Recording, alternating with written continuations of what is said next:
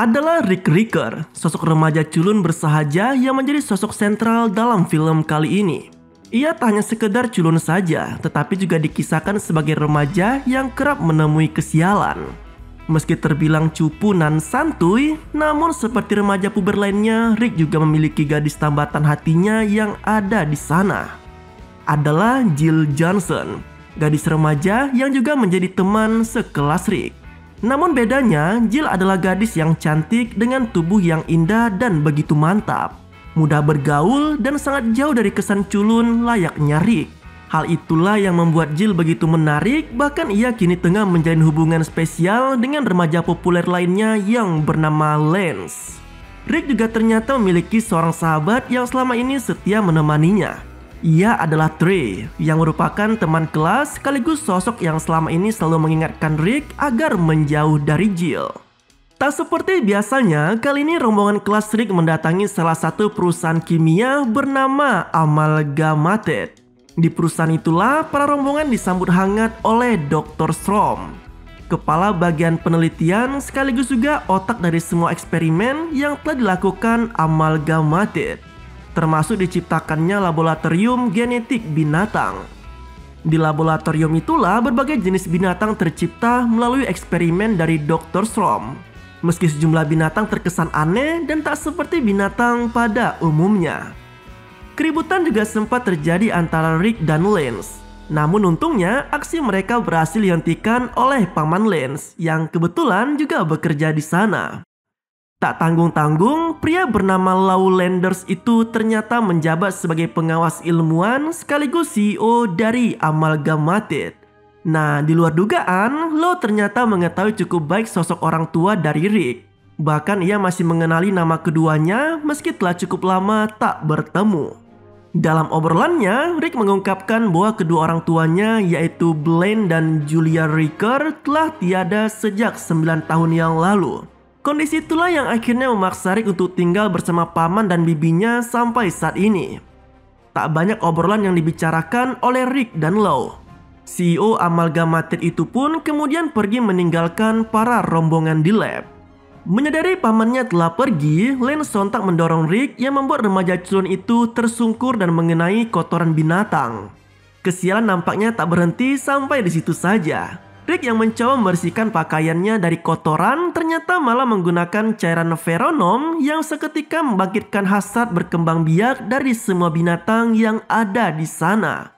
Alhasil, remaja culun itu pun kini hanya bisa pasrah menjadi pelampiasan dari binatang yang ada di Amalgamated. Menariknya, dari sekian banyak binatang yang mengawini Rick, ternyata ada capung super yang juga turut menyerang leher dari remaja itu. Dari sengatan binatang inilah, Rick mulai merasakan banyak keanehan dalam tubuhnya. Sementara itu, presentasi tengah diadakan oleh Dr. Strom dan Lau di hadapan para investor di Amalgamated. Namun tak seperti sebelum-sebelumnya, kali ini mereka menunjukkan penemuan terbaru yang diklaim mampu merubah DNA dan memperbaiki tubuh manusia menjadi sehat sempurna. Konyolnya, Lau yang selama ini bermasalah dengan kesehatannya dan selalu menolak menjadi tua, malah menjadikan dirinya sebagai percobaan dari mesin tersebut. Meski awalnya sempat ragu, namun pada akhirnya prosedur penggunaan alat itu pun dilakukan.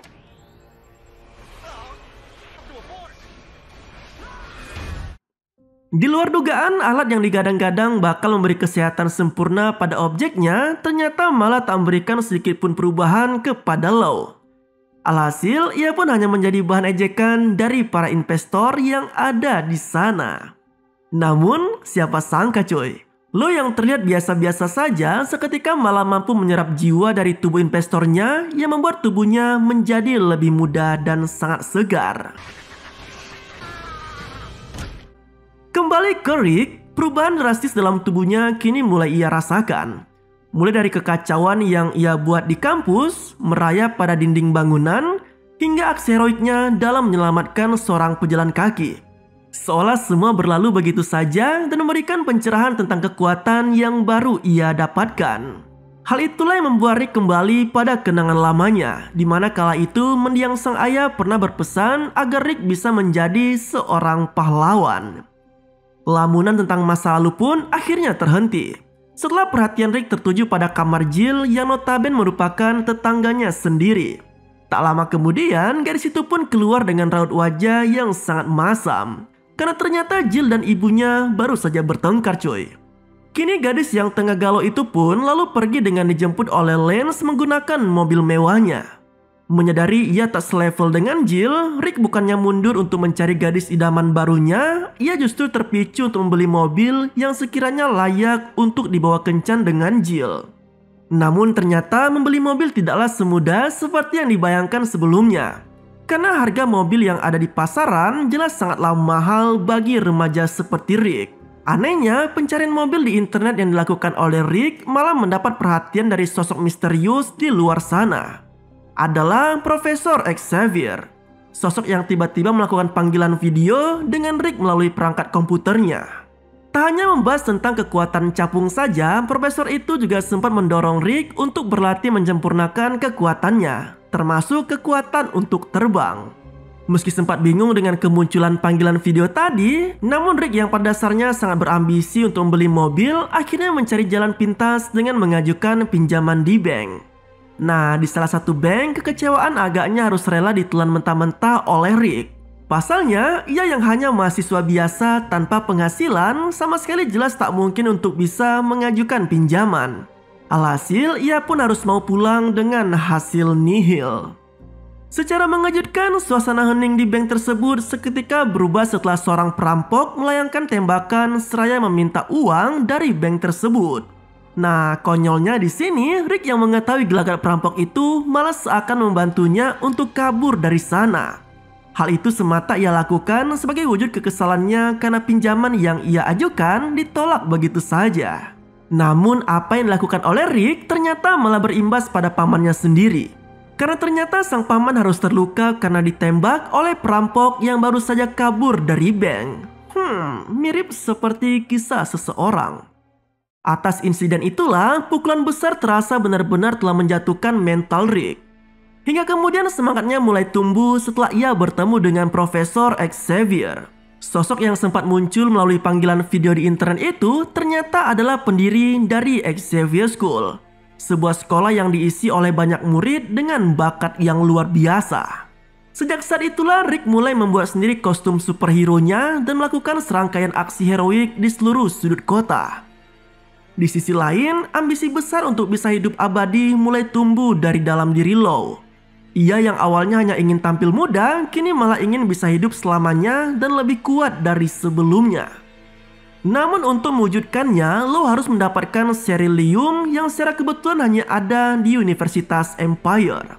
Dengan semangat yang berapi-api, Law akhirnya nekat mencuri Ceruleum dan mengklaim dirinya sebagai sosok penguasa baru bernama Hourglass.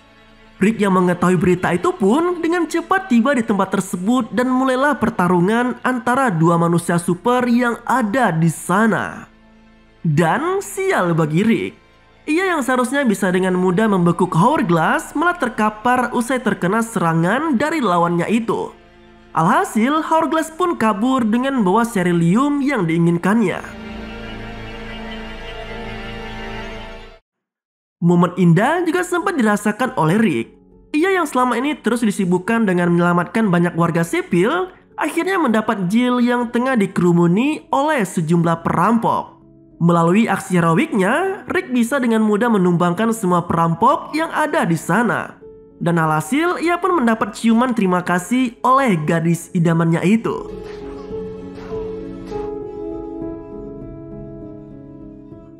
Di waktu yang sama, Law yang telah mendapatkan Ceruleum kini tengah merancang alat khusus yang bisa membuatnya lebih cepat mencapai keabadian.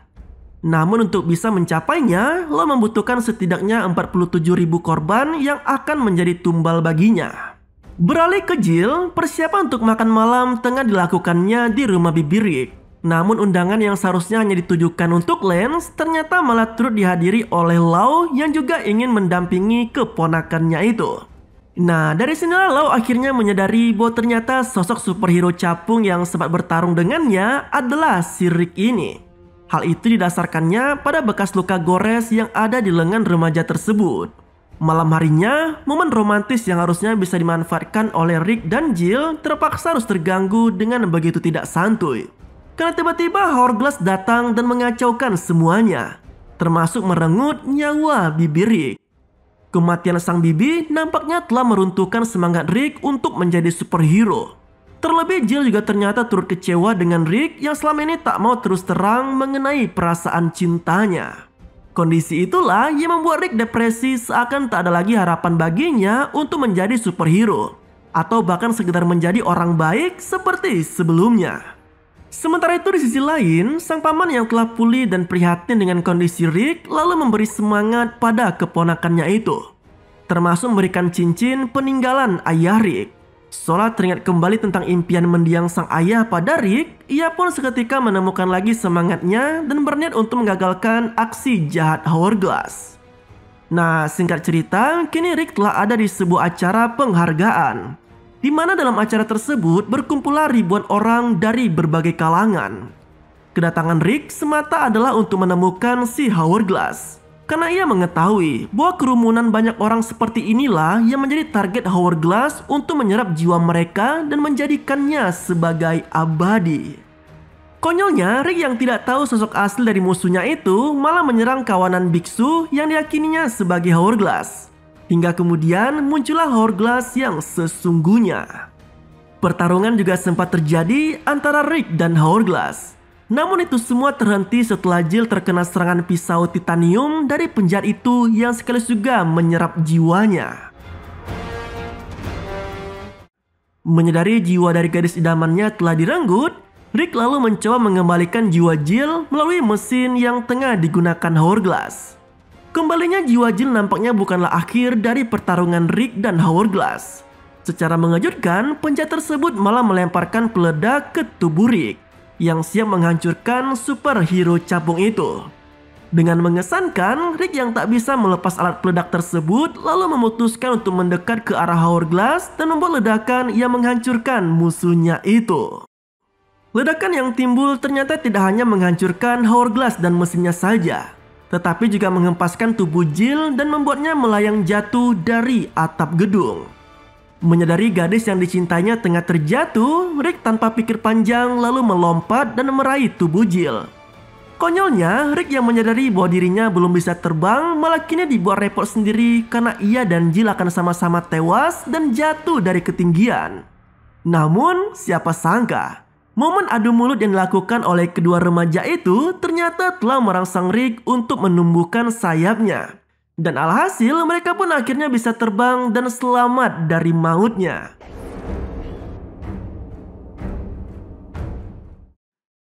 Nah, di akhir film Rick yang berhasil terbang nampak sangat bahagia karena ia kini telah resmi menjalin hubungan spesial dengan si Jill. Ia bahkan bersumpah untuk terus berjuang sebagai superhero capung. Namun tak lama kemudian sebuah helikopter melintas dan menabrak kedua remaja itu. Dan lagi-lagi film ini pun harus berakhir dengan begitu tidak santuy. Nah, itulah lo cerita dari film superhero movie yang rilis tahun 2008. Ya, film parodi si manusia laba-laba atau Spider-Man yang cukup seru dinikmati di kala santuy maupun di kala yang tidak santuy. Kalau sobat suka dengan kisah-kisah seperti ini, sobat bisa banget nih aktifkan lonceng notifikasi untuk menonton video-video keren kami selanjutnya. Terima kasih telah menonton, sampai jumpa pada video selanjutnya.